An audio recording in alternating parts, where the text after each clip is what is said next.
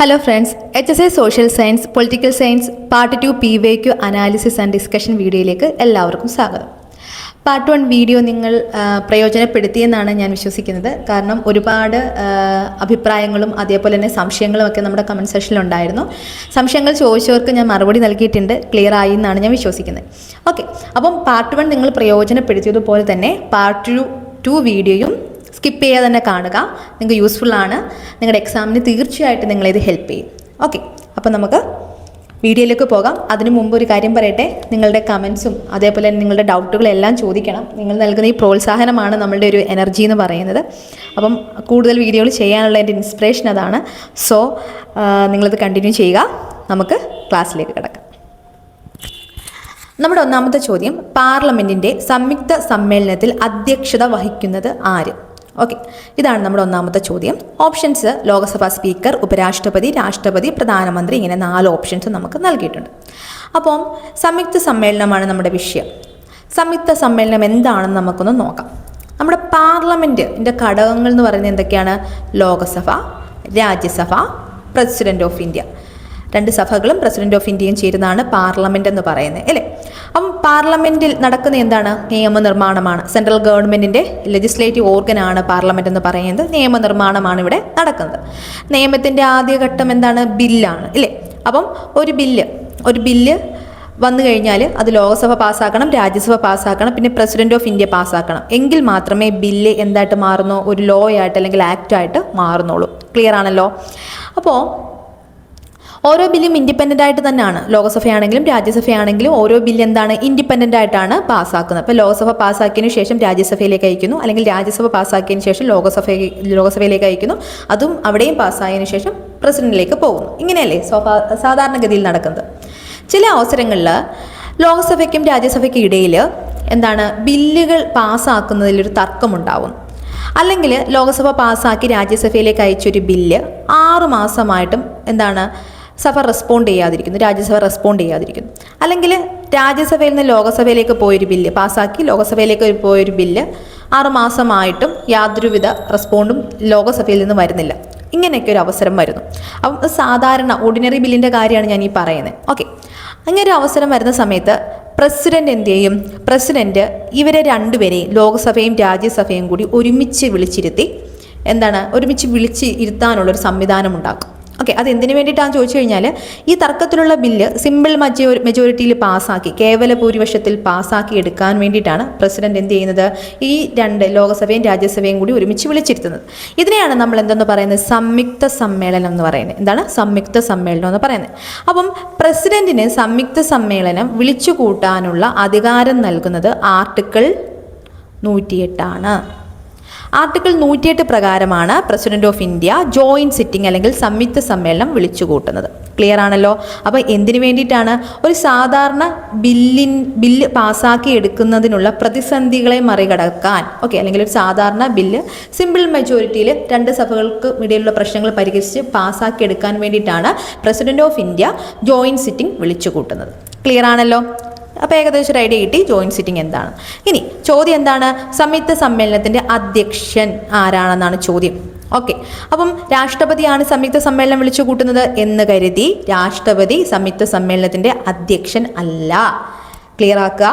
എന്താണ്? രാഷ്ട്രപതി ആർട്ടിക്കിൾ 108 പ്രകാരം സംയുക്ത സമ്മേളനം വിളിച്ചു കൂട്ടുന്നു, പക്ഷേ അദ്ദേഹം ആ സമ്മേളനത്തിൻ്റെ അധ്യക്ഷ സ്ഥാനത്തിരിക്കുന്നില്ല. സോ രാഷ്ട്രപതി അല്ല. പ്രധാനമന്ത്രിയാണോ? അല്ല, പ്രധാനമന്ത്രിയും സംയുക്ത സമ്മേളനത്തിൻ്റെ അധ്യക്ഷൻ അല്ലെന്ന് മനസ്സിലാക്കാം. പിന്നെ ആരാന്ന് ചോദിച്ചു കഴിഞ്ഞാൽ option A Lok Sabha speaker. Option A Lok Sabha speaker. അപ്പം നമ്മൾ കരുതുന്നു ലോകസഭാ സ്പീക്കർ, അതായത് നമ്മുടെ ലോകസഭ രാജ്യസഭ 2 സഭകളുടെയാണ് സമ്മേളനം നടക്കുന്നത്. നമുക്കറിയാം ലോകസഭയ്ക്ക് തന്നെയാണ് എപ്പോഴും മുൻതൂക്കം. അതുകൊണ്ട് ലോകസഭയുടെ അധ്യക്ഷൻ ആ ഒരു സംയുക്ത സമ്മേളനത്തിൻ്റെ അധ്യക്ഷ സ്ഥാനം വഹിക്കുന്നു. ക്ലിയർ? ഇനി ലോകസഭാ സ്പീക്കർ ഇല്ലെന്നിരിക്കട്ടെ, അദ്ദേഹം ആബ്സെൻ്റ് ആണെങ്കിൽ ആരായിരിക്കും? തീർച്ചയായിട്ടും ലോകസഭാ സ്പീക്കർ ആബ്സെൻ്റ് ആയിരിക്കുന്ന സമയത്ത് അദ്ദേഹത്തിൻ്റെ ഡ്യൂട്ടീസൊക്കെ ചെയ്യുന്നത് ആരാണ്? ഡെപ്യൂട്ടി സ്പീക്കറാണ്. ലോകസഭ ഡെപ്യൂട്ടി സ്പീക്കറാണ്. തീർച്ചയായിട്ടും ഇവിടെയും നമ്മുടെ സംയുക്ത സമ്മേളനത്തിൻ്റെ അധ്യക്ഷ സ്ഥാനം ലോക്സഭാ സ്പീക്കറിൻ്റെ അസാന്നിധ്യത്തിൽ ഡെപ്യൂട്ടി സ്പീക്കർ വഹിക്കുന്നു. ക്ലിയർ? അപ്പം ഇനി ഡെപ്യൂട്ടി സ്പീക്കറും ഇല്ലെങ്കിലോ? അപ്പോൾ നമ്മൾ സ്വാഭാവികമായിട്ടും ചിന്തിക്കുന്നത് എന്തായിരിക്കും? 2 സഭകളുണ്ട്, ആ 2 സഭകളിൽ ലോകസഭയ്ക്ക് മുൻഗണനയുണ്ട്, അതുകൊണ്ട് അതിൻ്റെ അധ്യക്ഷൻ നമ്മുടെ സംയുക്ത സമ്മേളനത്തിൻ്റെ അധ്യക്ഷ സ്ഥാനം വഹിക്കുന്നു. അദ്ദേഹം ആബ്സെൻ്റ് ആകുമ്പോൾ ഡെപ്യൂട്ടി സ്പീക്കർ അതവിടെ ആ സ്ഥാനം വഹിക്കുന്നു. ഇനി ഇവർ 2 പേരും ഇല്ലെങ്കിൽ അടുത്ത സഭയായ രാജ്യസഭയുടെ അധ്യക്ഷനായിരിക്കും ഈ സ്ഥാനം വഹിക്കുന്നതെന്ന് സ്വാഭാവികമായിട്ട് നമ്മൾ ചിന്തിക്കും. പക്ഷേ ആ ചിന്ത തെറ്റാണ്. അതായത് ഡെപ്യൂട്ടി സ്പീക്കറിൻ്റെ അസാന്നിധ്യത്തിൽ രാജ്യസഭയിലെ ചെയർമാൻ അല്ലെങ്കിൽ അധ്യക്ഷനല്ല ഒരിക്കലും സംയുക്ത സമ്മേളനത്തിൻ്റെ അധ്യക്ഷ സ്ഥാനം വഹിക്കുന്നത്, മറിച്ച് രാജ്യസഭയുടെ ഡെപ്യൂട്ടി ചെയർമാൻ ആയിരിക്കും. ഓക്കെ, ഇരിക്കട്ടെ. രാജ്യസഭയുടെ ചെയർമാൻ ആരാണ്? രാജ്യസഭയുടെ ചെയർമാൻ എന്ന് പറയുന്നത് ഉപരാഷ്ട്രപതിയാണ്, അല്ലേ? രാജ്യസഭയുടെ ചെയർമാൻ ഉപരാഷ്ട്രപതിയാണ്. അപ്പോൾ ഇവിടുന്ന് നമുക്ക് എന്താ വ്യക്തമായത്? ഏതൊരു സാഹചര്യത്തിലും ഉപരാഷ്ട്രപതി എന്താവുന്നില്ല? സംയുക്ത സമ്മേളനത്തിൻ്റെ അധ്യക്ഷ സ്ഥാനം വഹിക്കുന്നില്ല. അപ്പോൾ ഉപരാഷ്ട്രപതി എന്ത് വഹിക്കുന്നില്ല? ജോയിൻറ്റ് സിറ്റിങ്ങിൻ്റെ അധ്യക്ഷ സ്ഥാനം വഹിക്കുന്നില്ല. ഓക്കെ, അപ്പം നമ്മുടെ സംയുക്ത സമ്മേളനത്തിൻ്റെ അധ്യക്ഷൻ ആരാന്ന് ചോദിച്ചു കഴിഞ്ഞാൽ തീർച്ചയായിട്ടും ലോകസഭാ സ്പീക്കറാണ്. അദ്ദേഹത്തിൻ്റെ അസാന്നിധ്യത്തിൽ ഡെപ്യൂട്ടി സ്പീക്കർ ആ സ്ഥാനം വഹിക്കുന്നു. ഇനി അദ്ദേഹവും ഇല്ലെങ്കിൽ ആരാണ്? ഡെപ്യൂട്ടി ചെയർമാൻ ഓഫ് രാജ്യസഭ ഈ സ്ഥാനം വഹിക്കുന്നു. ക്ലിയർ ആണല്ലോ? അപ്പോൾ ഈ ക്വസ്റ്റ്യന് ആൻസർ കിട്ടിയല്ലോ. ഇനി നമുക്ക് 2 കാര്യങ്ങളും കൂടിയുണ്ട്, അതും കൂടി പറഞ്ഞിട്ട് ഈ സംയുക്ത സമ്മേളനത്തിൽ നിന്ന് നമുക്ക് പ്രതീക്ഷിക്കാവുന്ന പോയിന്റ്സുകൾ അല്ലെങ്കിൽ ക്വസ്റ്റ്യൻസ് കംപ്ലീറ്റ് ചെയ്യാം. ഇവിടെ ആർട്ടിക്കിൾ 108 ഓർത്തിരിക്കണം കേട്ടോ. ഇതനുസരിച്ചാണ് രാഷ്ട്രപതി സംയുക്ത സമ്മേളനം വിളിക്കുന്നത്, ഓർത്തിരിക്കുക. പിന്നെ അതുപോലെ ലോക്സഭാ സ്പീക്കറാണ് അധ്യക്ഷൻ എന്ന് മനസ്സിലായിട്ടുണ്ടല്ലോ. ഇവിടെ നമ്മൾ മനസ്സിലാക്കേണ്ട അടുത്ത കാര്യം എന്ന് പറഞ്ഞു കഴിഞ്ഞാൽ 2 ബില്ലുകൾ. ഒന്നാമത്തെ പണബില്ല് അല്ലെങ്കിൽ മണി ബില്ല്, ആർട്ടിക്കിൾ 110 പ്രകാരമുള്ള മണി ബില്ല്, അതേപോലെ തന്നെ ആർട്ടിക്കിൾ 368 പ്രകാരമുള്ള ഭരണഘടനാ ഭേദഗതി ബില്ല്. ഈ 2 ബില്ലുകളും എന്തിലേക്ക് വരുന്നില്ല? ജോയിൻറ്റ് സിറ്റിങ്ങിലേക്ക് വരുന്നില്ല. ഓക്കെ, ഈ 2 ബില്ലുകളുടെ പ്രശ്ന പരിഹാരാർത്ഥമായിട്ട് ജോയിൻറ്റ് സിറ്റിംഗ് മാറുന്നില്ല എന്നാണ് മനസ്സിലാക്കേണ്ടത്. ഇതിന് കാരണം കൂടി നോക്കാം. നമ്മുടെ മണി ബില്ല് എന്ന് പറയുന്നത് മണി ബില്ലിൽ പ്രിവിലേജ് ആർക്കാണ്? തീർച്ചയായിട്ടും ലോകസഭയ്ക്കാണത്, ഇല്ലേ? അപ്പോൾ രാജ്യസഭയിലേക്ക് ഇത് വോട്ടെടുപ്പിനെ പോകുന്നത് പോലുമില്ല. സോ അവിടെ ജോയിൻറ്റ് സിറ്റിംഗ് എന്ന് പറയുന്ന ജോയിൻറ്റ് സിറ്റിങ്ങിൻ്റെ സ്കോപ്പ് ഇല്ല. ക്ലിയർ ആണല്ലോ? അപ്പോൾ മണി ബില്ല് ജോയിൻറ്റ് സിറ്റിങ്ങിലേക്ക് പോകുന്നില്ല. അടുത്ത് നമ്മൾ നോക്കുകയാണെങ്കിൽ ആർട്ടിക്കിൾ 368 പ്രകാരമുള്ള ഭരണഘടനാ ഭേദഗതി ബില്ല്. ആർട്ടിക്കിൾ 368 വായിച്ചു നോക്കിയിട്ടുള്ളവർക്ക് മനസ്സിലാവും. അവിടെ പലതരത്തിലുള്ള ഭൂരിപക്ഷം പറയുന്നുണ്ട്. ഇപ്പോൾ സ്പെഷ്യൽ മെജോറിറ്റിയെ കുറിച്ച് പറയുന്നുണ്ട്, പലതരത്തിലുള്ള ഭൂരിപക്ഷത്തിനെ കുറിച്ച്. അതായത് ഏതൊക്കെ ടൈപ്പ് ഓഫ് ഭൂരിപക്ഷത്തിലാണ് സ്പെഷ്യൽ, അതായത് ഏതൊക്കെ തരത്തിലുള്ള ഭൂരിപക്ഷമാണ് അവിടെ വേണ്ടുന്നത് എന്ന് കൃത്യമായിട്ട് പറയുന്നുണ്ട്. ഭരണഘടനാ ബില്ല് പാസ്സാക്കണമെങ്കിൽ കേവല ഭൂരിപക്ഷം പോരാ, മറിച്ച് ഏതൊക്കെ ടൈപ്പിലുള്ള ഭൂരിപക്ഷത്തിലുമാണ് ഓരോരോ കാര്യങ്ങൾ പാസ്സാക്കേണ്ടതെന്ന് ആർട്ടിക്കിൾ 368 കൃത്യമായിട്ട് പറയുന്നുണ്ട്. അപ്പോൾ ഇവിടെ നമുക്ക് മനസ്സിലാവുന്ന കാര്യം എന്ന് വെച്ച് കഴിഞ്ഞാൽ ആർട്ടിക്കിൾ 368 പ്രകാരമുള്ള ഭരണഘടനാ ഭേദഗതി ബില്ല് പാസ്സാക്കണമെങ്കിൽ കേവല ഭൂരിപക്ഷം പോരാ. നമ്മൾ ജോയിൻറ്റ് സിറ്റിങ്ങിലേക്ക് വരുന്ന ബില്ലുകൾ എങ്ങനെയാണ്? കേവല ഭൂരിപക്ഷത്തിൽ പാസ്സാക്കി പോവേണ്ട ബില്ലുകളാണ് നമ്മൾ ജോയിൻറ്റ് സിറ്റിങ്ങിലേക്ക് വെക്കുന്നത്. സോ ആർട്ടിക്കിൾ 368 പ്രകാരമുള്ള ഭരണഘടനാ ഭേദഗതി ബില്ല് എവിടെ വരുന്നില്ല? നമ്മുടെ ജോയിൻറ്റ് സിറ്റിങ്ങിലേക്ക് വരുന്നില്ല എന്നുള്ള കാര്യം ഓർത്തിരിക്കുക. കോൺസ്റ്റിറ്റ്യൂഷൻ അമെൻമെൻറ്റ് ബില്ല് ആർട്ടിക്കിൾ 368 പ്രകാരം ഉള്ളത് ജോയിൻറ്റ് സിറ്റിങ്ങിലേക്ക് വരുന്നില്ല. ക്ലിയർ ആണല്ലോ? ഓക്കെ, അതായത് ഇത് സെപ്പറേറ്റ് ആയിട്ട് തന്നെ പാസ്സാക്കണം, ഇൻഡിപെൻഡൻ്റ് ആയിട്ട് തന്നെ. ലോക്സഭയും രാജ്യസഭയും സെപ്പറേറ്റ് ആയിട്ട് ഇൻഡിപെൻഡൻ്റ് ആയിട്ട് തന്നെ ഈ ഒരു ബില്ലുകൾ പാസ്സാക്കേണ്ടതാണ്. ക്ലിയർ ആണല്ലോ? അപ്പോൾ ഈ 2 കാര്യങ്ങളും ക്ലിയർ ആയല്ലോ. അതേപോലെ തന്നെ ഇതിനകത്ത് പറയാനുള്ളത് കേവല ഭൂരിപക്ഷം, സിമ്പിൾ മെജോറിറ്റിയിലാണ് ഇവിടെ ബില്ലുകൾ പാസ്സാക്കുന്നത്. അത് ഞാൻ പറഞ്ഞു കഴിഞ്ഞു.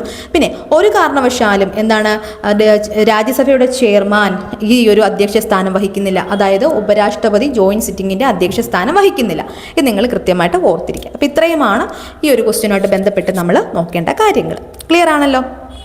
ഇനി നമ്മൾ നോക്കാൻ പോകുന്നത് സംസ്ഥാനങ്ങൾക്ക് മറ്റ് പിന്നോക്ക വിഭാഗങ്ങളുടെ OBC പട്ടിക തയ്യാറാക്കാനുള്ള അധികാരം പുനഃസ്ഥാപിക്കുന്ന ഭരണഘടനാ ഭേദഗതി ഏതെന്നാണ് ചോദ്യം വന്നിരിക്കുന്നത്. അപ്പം സംസ്ഥാനങ്ങൾക്ക്, അതായത് സംസ്ഥാനങ്ങളുടെ ടെറിട്ടറിക്കുള്ളിലെ എന്താണ് OBC, അതായത് നമ്മുടെ ബാക്ക്വേർഡ് കാസ്റ്റിൽ ആരൊക്കെയാണ് ഉൾപ്പെടേണ്ടത് എന്നുള്ള ഒരു ലിസ്റ്റ് ഉണ്ടല്ലോ. ആ ലിസ്റ്റ് തയ്യാറാക്കിക്കൊണ്ടിരുന്നത് ആരാണ്? സംസ്ഥാന ഗവൺമെൻറ് തന്നെയാണ് തയ്യാറാക്കിക്കൊണ്ടിരുന്നത്. സംസ്ഥാന ഗവൺമെൻറ്റുകളും അതേപോലെ കേന്ദ്രഭരണ പ്രദേശങ്ങളാണെങ്കിൽ കേന്ദ്രഭരണ പ്രദേശമൊക്കെ തന്നെയാണ് അത് തയ്യാറാക്കിക്കൊണ്ടിരുന്നത്. പക്ഷേ ഒരു ടൈമിൽ ഇതെടുത്ത് മാറ്റി. ഈ ഒരു അധികാരം, സംസ്ഥാനങ്ങളുടെ ഈ ഒരു പട്ടിക തയ്യാറാക്കാനുള്ള അധികാരം എടുത്ത് മാറ്റി. പിന്നീട് അതെന്ത് ചെയ്തു? പുനഃസ്ഥാപിച്ചു. ഓക്കെ, അപ്പം എടുത്തു മാറ്റിയത് ഒരു ഭരണഘടനാ ഭേദഗതി പ്രകാരമാണ്, പുനഃസ്ഥാപിച്ചതും എന്താണ് ഒരു ഭരണഘടനാ ഭേദഗതി പ്രകാരമാണ്.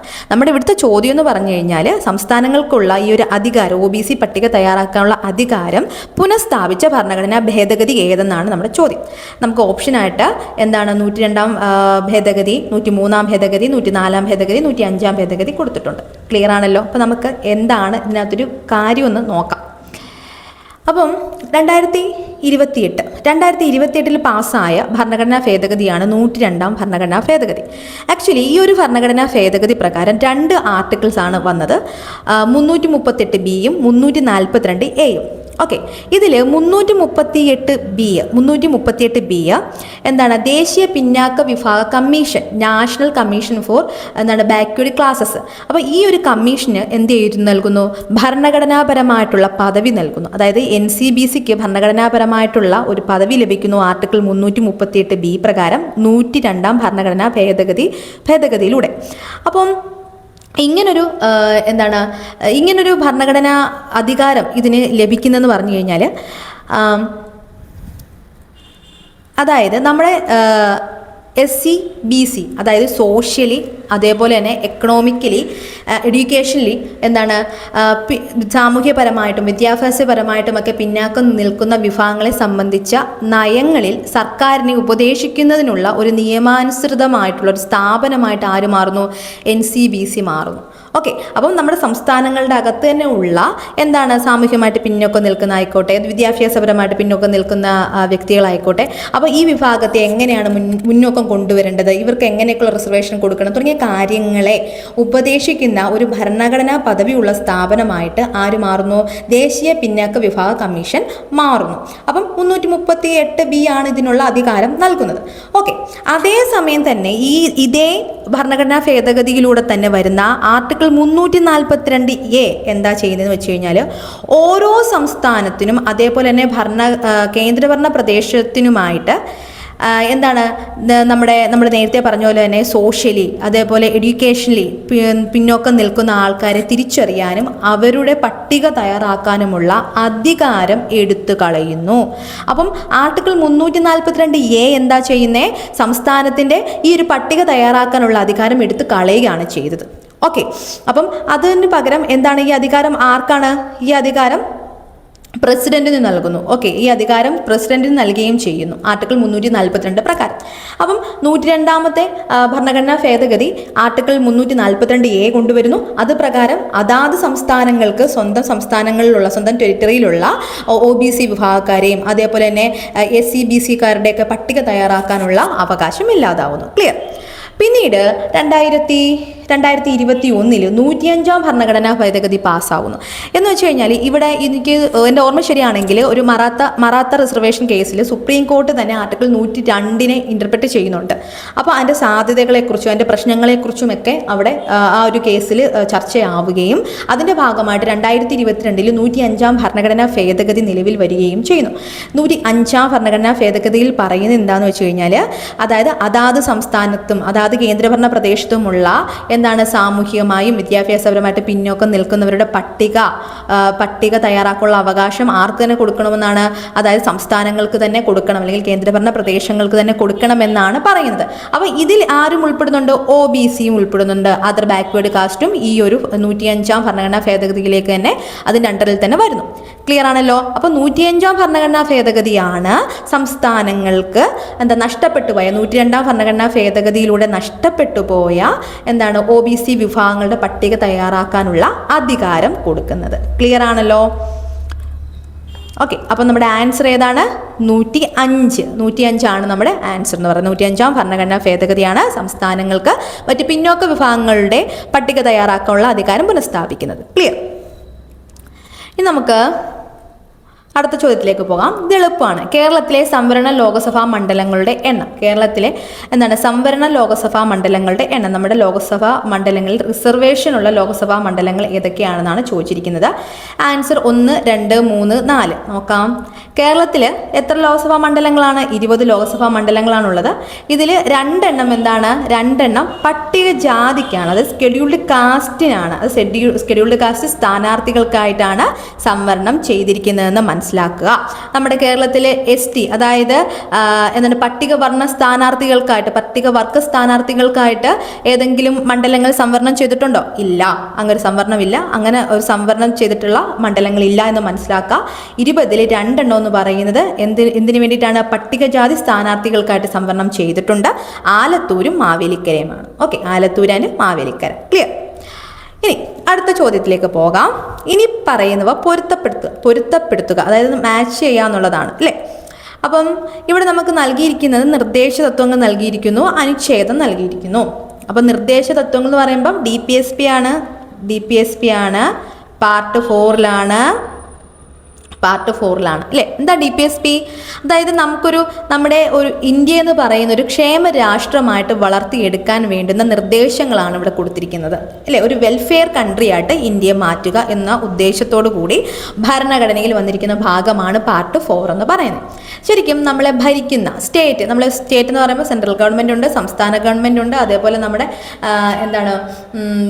ലോക്കൽ അതോറിറ്റീസ്, മുനിസിപ്പാലിറ്റീസ്, പഞ്ചായത്ത് അങ്ങനെയൊക്കെ വരുന്ന എല്ലാം സ്റ്റേറ്റ് തന്നെയാണ്. സ്റ്റാറ്റ്യൂട്ടറി ബോഡീസ് ഇതെല്ലാം സ്റ്റേറ്റുകളാണ്. ഓക്കെ, അതേപോലെ തന്നെ പബ്ലിക് ഫംഗ്ഷൻ ഡെലിവർ ചെയ്യുന്ന പ്രൈവറ്റ് സ്ഥാപനങ്ങളായാലും സ്റ്റേറ്റ് എന്ന് പറയുന്ന അണ്ടറിലാണ് വരുന്നത്. അങ്ങനെ സ്റ്റേറ്റ് നമ്മുടെ ആർട്ടിക്കിൾ 12 അനുസരിച്ച് സ്റ്റേറ്റ് എന്തൊക്കെയാണെന്ന് വെച്ച് കഴിഞ്ഞാൽ ആ സ്റ്റേറ്റിൻ്റെ കാര്യമാണ് ഇവിടെ പറയുന്നത്. ഓക്കെ, അപ്പം നമ്മളെ ഭരിക്കുന്നവർ ഈ സ്റ്റേറ്റിൻ്റെ അണ്ടറിൽ വരുന്ന ആൾക്കാർ ആരാണോ സ്റ്റേറ്റ്, അവർ നിയമനിർമ്മാണം നടത്തുന്ന സമയത്ത്, അവർ പോളിസി മേക്ക് ചെയ്യുന്ന സമയത്ത്, ഓക്കെ, അവർ നമ്മളെ ഭരിക്കുന്ന സമയത്ത് പാലിക്കേണ്ട നിർദ്ദേശങ്ങൾ, അവരുടെ ഭരണത്തിൽ ഉൾപ്പെടുത്തേണ്ട ഡിറക്ഷൻസ് ആണ് ഇവിടെ പറയുന്നത്, പാർട്ട് 4 പറയുന്നത്. അപ്പോൾ കോൺസ്റ്റിറ്റ്യൂഷൻ പറഞ്ഞിരിക്കുന്ന ഈ നിർദ്ദേശങ്ങൾ ഉൾപ്പെടുത്തിക്കൊണ്ട് അവരിവിടെ ലോ മേക്കിംഗ് നടത്തുകയാണെങ്കിൽ എന്താണ്, നമുക്കൊരു വെൽഫെയർ കൺട്രി നിർമ്മിച്ചെടുക്കാം, നമുക്കൊരു ക്ഷേമ രാഷ്ട്രം രൂപീകരിക്കാം എന്നാണ് കോൺസ്റ്റിറ്റ്യൂഷൻ വിഭാവന ചെയ്യുന്നത്. ഓക്കെ, അപ്പം നമുക്കതനുസരിച്ച് ഇവിടെ കുറച്ച് ആർട്ടിക്കിൾസ് നമ്മുടെ പാർട്ട് 4 ഉൾപ്പെടുന്ന കുറച്ച് ആർട്ടിക്കിൾസ് കൊടുത്തിട്ടുണ്ട്. അപ്പം ആ ആർട്ടിക്കിൾസും അതിനകത്ത് പരാമർശിച്ചിരിക്കുന്ന കാര്യങ്ങളുമാണ് ഇവിടെ കൊടുത്തിരിക്കുന്നത്. ഓക്കെ, അപ്പോൾ ഇത് രണ്ടും കൂടി മാച്ച് ചെയ്യാണ് നമുക്ക് വേണ്ടുന്നത്. ക്ലിയർ ആണല്ലോ? അപ്പോൾ ഒന്നാമത്തേത് പറയുന്നത് അന്താരാഷ്ട്ര സമാധാനത്തിൻ്റെയും സുരക്ഷയുടെയും പ്രോത്സാഹനം, ആർട്ടിക്കിൾ 15 ആണ് കൊടുത്തിരിക്കുന്നത്. ഏകീകൃത സിവിൽ കോഡ് ആർട്ടിക്കിൾ 42 ആണ് കൊടുത്തിരിക്കുന്നത്. നീതിയുക്തവും മാനുഷികവുമായ തൊഴിൽ സാഹചര്യങ്ങൾ ആർട്ടിക്കിൾ 51 കൊടുത്തിരിക്കുന്നു. ജുഡീഷ്യറിയെ എക്സിക്യൂട്ടീവിൽ നിന്ന് വേർതിരിക്കൽ ആർട്ടിക്കിൾ 44 കൊടുത്തിരിക്കുന്നു. ഓക്കെ, നമുക്കിത് മാച്ച് ചെയ്യാം. നമുക്ക് ആദ്യം ഓരോ ആർട്ടിക്കിൾസ് ഏതാണെന്ന് നോക്കാം. അപ്പോൾ കൃത്യമായിട്ട് മാച്ച് ചെയ്യാനായിട്ട് പറ്റുമല്ലോ. ആർട്ടിക്കിൾ 51 എന്താണ്? ആർട്ടിക്കിൾ 51 ആണ് അന്താരാഷ്ട്ര സമാധാനത്തിൻ്റെയും സുരക്ഷയുടെയും പ്രോത്സാഹനം എന്ന് പറയുന്നത് ഇല്ലേ. അതായത് രാജ്യത്തിൻ്റെ അന്താരാഷ്ട്ര സമാധാനം, സുരക്ഷ എന്നിവ ഉറപ്പിക്കാൻ അല്ലെങ്കിൽ പ്രോത്സാഹിപ്പിക്കാനുള്ള നിർദ്ദേശമാണ് ആർട്ടിക്കിൾ 51 കൊടുത്തിരിക്കുന്നത്. അതായത് ആർട്ടിക്കിൾ 51 എന്താണ് കോൺസ്റ്റിറ്റ്യൂഷൻ പറയുന്നത്? നമ്മളെ ഭരിക്കുന്നവർ തീർച്ചയായിട്ടും ശ്രദ്ധിക്കേണ്ട കാര്യമാണ് നമ്മുടെ അന്താരാഷ്ട്ര റിലേഷൻഷിപ്പ് ഇല്ലേ, നമ്മുടെ ഇന്റർനാഷണൽ റിലേഷൻഷിപ്പ് വളരെ നല്ല രീതിയിൽ കൊണ്ടുപോകാം. ഒരു യുദ്ധ സാഹചര്യമോ അല്ലെങ്കിൽ എപ്പോഴും ഒരു കോൺഫ്ലിക്റ്റുകൾ ഉണ്ടാകുന്ന സാഹചര്യമൊക്കെ ഒഴിവാക്കിക്കൊണ്ട് എപ്പോഴും അയൽ രാജ്യമായിട്ട് മാക്സിമം നമ്മൾ എന്ത് ചെയ്യുക, അയൽ രാജ്യങ്ങളുമായിട്ട് മറ്റ് രാഷ്ട്രങ്ങളുമായിട്ട് മാക്സിമം നമ്മൾ നല്ല രീതിയിൽ പോകാൻ ശ്രമിക്കുക, അതിന് വേണ്ടുന്നുള്ള കാര്യങ്ങൾ ചെയ്യുക എന്നുള്ളതാണ് ആർട്ടിക്കിൾ 51 പറയുന്നത്. ഓക്കെ, ആർട്ടിക്കിൾ 51 പറയുന്നത്. നിങ്ങൾ ഈ ആർട്ടിക്കിൾസ് ഒക്കെ കൃത്യമായിട്ടൊന്ന് മനസ്സിലാക്കി വെക്കുക. ചിലപ്പോൾ ഒരു മാർക്ക് ഈ ഒരു ആർട്ടിക്കിളിൽ നിന്നായിരിക്കും നിങ്ങൾക്ക് കിട്ടാൻ പോകുന്നത്. ഇനി ആർട്ടിക്കിൾ 44 എന്താ പറയുന്നത്? ഏകീകൃത സിവിൽ കോഡ്, യൂണിഫോം സിവിൽ കോഡാണ്. ഏകീകൃത സിവിൽ കോഡ് പറയുന്നത് ആർട്ടിക്കിൾ 44 ആണ്.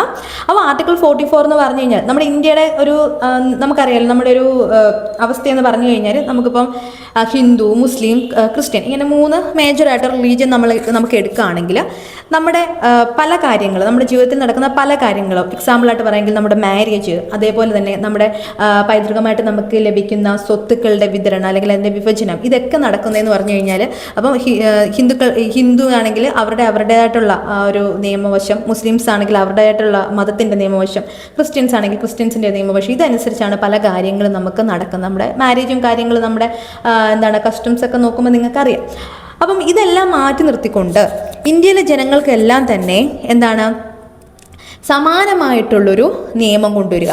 ഇപ്പം എല്ലാവരും ഇപ്പം നമ്മുടെ വിവാഹമാണെങ്കിലും അല്ലെങ്കിൽ നമ്മുടെ നേരത്തെ പറഞ്ഞ സ്വത്ത് വിഭജനമാണെങ്കിലും എല്ലാം തന്നെ ഇന്ത്യയിലെ നിയമവ്യവസ്ഥ അനുസരിച്ച്, ഇന്ത്യയിലെ നിയമം എന്താണോ പറയുന്നത് അതനുസരിച്ച് മുന്നോട്ട് പോകുക, എല്ലാവർക്കും ഒരേ നിയമം എന്നുള്ളൊരു ആശയമാണ് ഏകീകൃത സിവിൽ കോഡ് എന്ന് പറയുന്നത്. ആർട്ടിക്കിൾ 44 ആണ്. അപ്പം ഇന്ത്യയിൽ ഗോവയിൽ മാത്രമാണ് ആർട്ടിക്കിൾ 44 നിലവിൽ നിൽക്കുന്നത്. അതായത് ഇന്ത്യയിൽ ഏകീകൃത സിവിൽ കോഡ് അല്ലെങ്കിൽ യൂണിഫോം സിവിൽ കോഡുള്ള ഒരേ ഒരു സംസ്ഥാനം എന്ന് പറയുന്നത് ഗോവ മാത്രമാണ്. ആർട്ടിക്കിൾ 44. ഓക്കെ, ഓർത്തിരിക്കാം.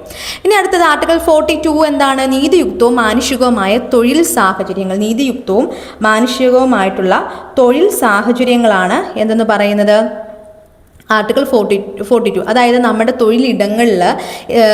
തൊഴിലിടങ്ങളിൽ ജോലി ചെയ്യുന്നവർക്ക് വേണ്ടിയിട്ട് എന്താണ്, അവർക്ക് വേണ്ടുന്ന എല്ലാ സാഹചര്യങ്ങളും ഉറപ്പുവരുത്തുക. മാനുഷികമായിട്ടുള്ള, ഇപ്പോൾ നമ്മൾ പറയുകയാണെങ്കിൽ കൃത്യമായിട്ടുള്ള എന്താണ് വാഷ്റൂം, അതേപോലെ ടോയ്ലറ്റ് സൗകര്യങ്ങൾ, ഇങ്ങനെയുള്ള അതുപോലെ കുടിവെള്ളം, ഇങ്ങനെയൊക്കെയുള്ള കാര്യങ്ങൾ കൃത്യമായിട്ട് എന്താണ് ഉറപ്പുവരുത്തുക.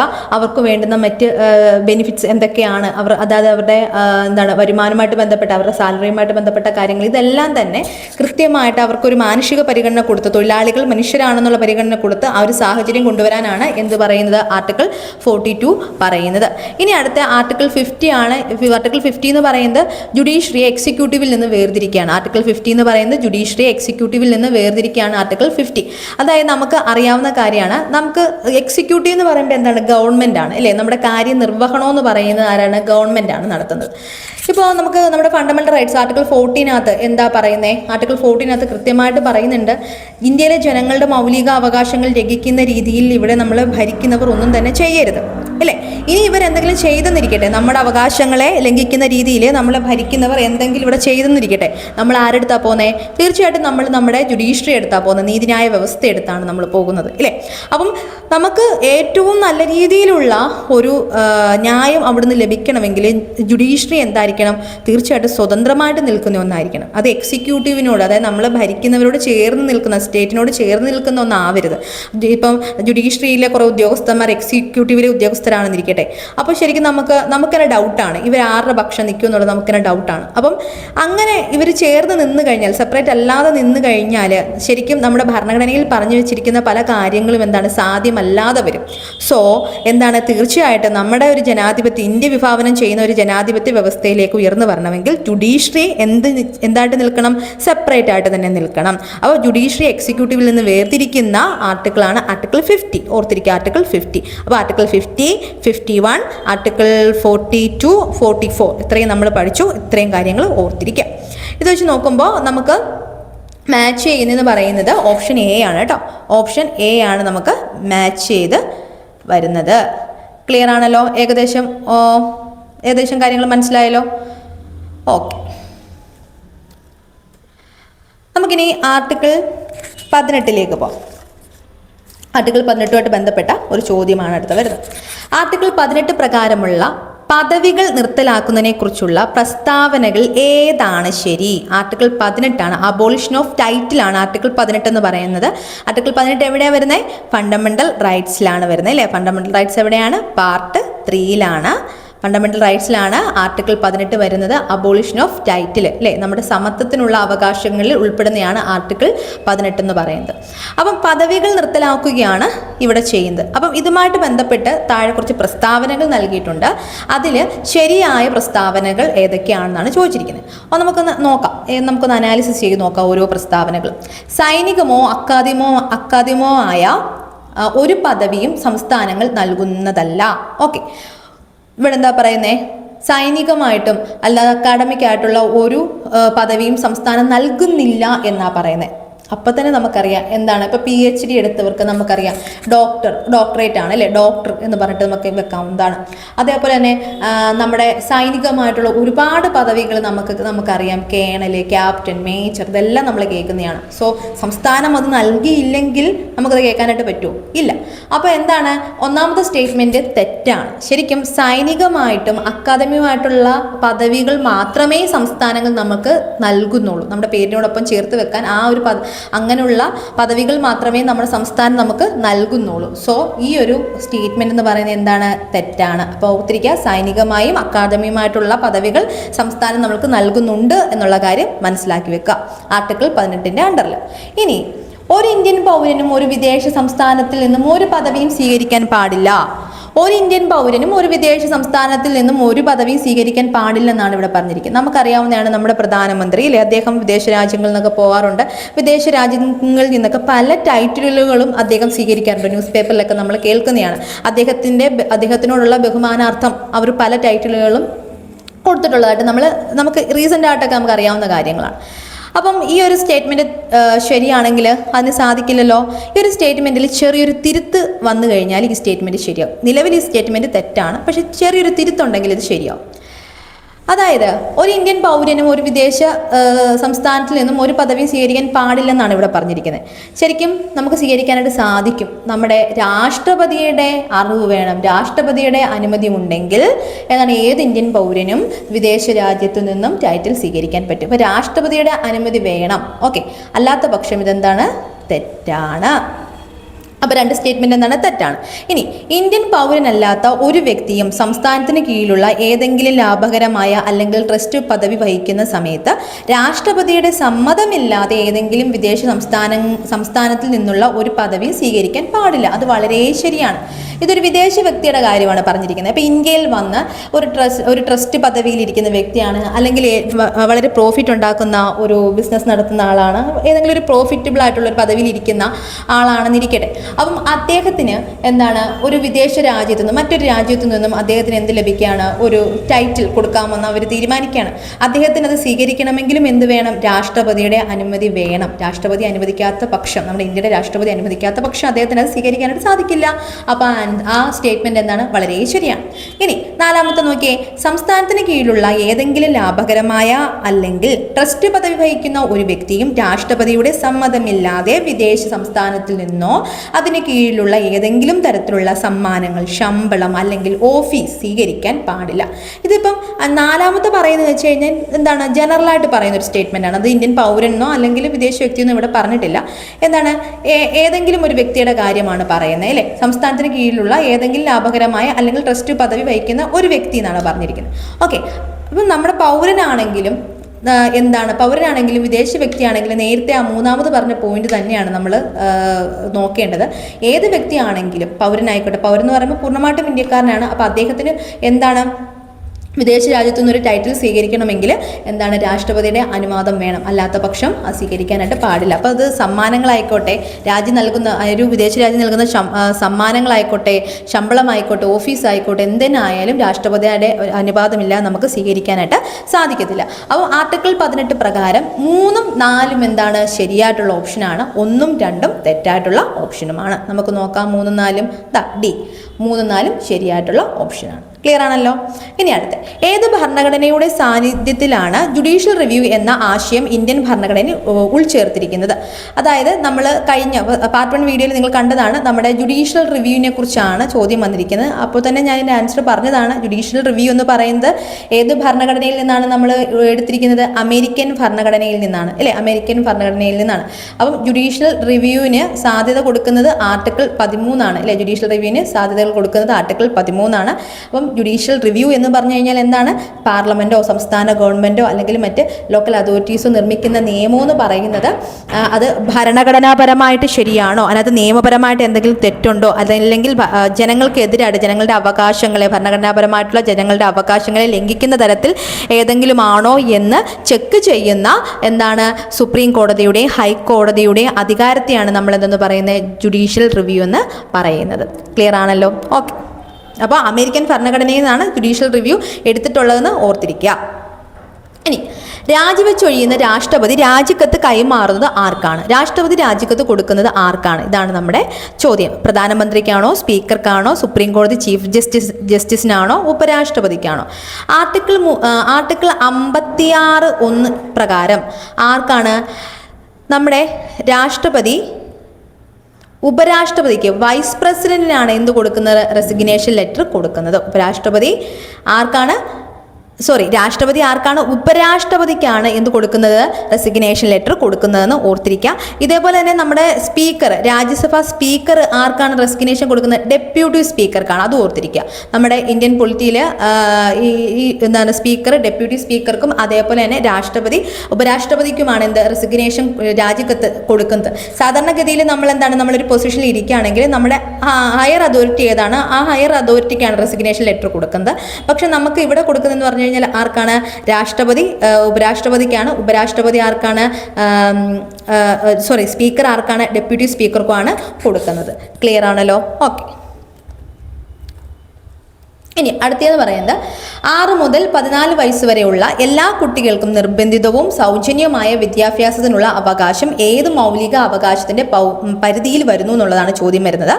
അപ്പം 6 മുതൽ 14 വയസ്സ് വരെയുള്ള കുട്ടികൾക്ക് വിദ്യാഭ്യാസം അല്ലേ നിർബന്ധിതമായിട്ടും സൗജന്യമായിട്ടും നമ്മുടെ ഗവൺമെൻറ് എന്ത് ചെയ്യണം, അവർക്ക് വിദ്യാഭ്യാസം കൊടുക്കണം.